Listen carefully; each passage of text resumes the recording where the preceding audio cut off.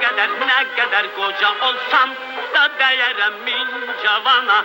Çöreği yemerem ben yavana, yahşi demerem ben yamana. Kurban ederem ben canana, malımı pulumu canımı ben. Gel hanım gel yanıma gel, canım gel yanıma gel, yarım gel yanıma gel.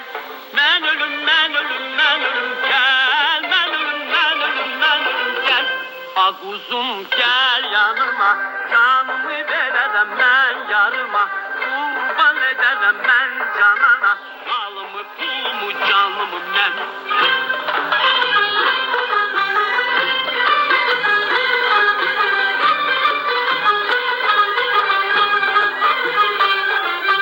Gel hanım gel yanıma gel, canım gel yanıma gel, yarım gel yanıma gel. Ben ölüm ben ölüm ben ölüm gel, ben ölüm ben ölüm ben ölüm gel.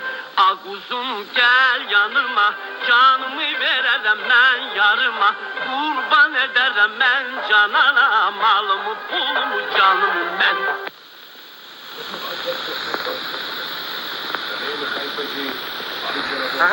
Vay! Görüştü.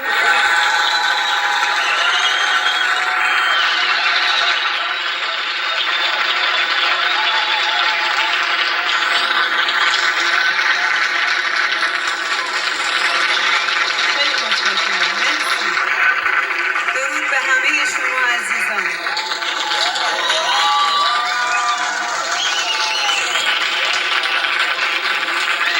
بازرسی از مناطق مرزی رفتن به زودی برمیگردن. این از خوششانسی شماست که چنین فرزندانی دارین که کاملا در قبال کشورشون احساس وظیفه میکنن. امپراتور، این اواخر به استحکامات ما در ایبنا به وسیله ارتش اوکچه شمالی چندین اگر اوکچه شمالی رو به حال خودش بذاریم همچنان برای تجارت ما با جنوب خطر ایجاد میکنیم. من دارم به این فکر میکنم که بدون جنگ اونجا رو تحت اختیار خودم در بیارم.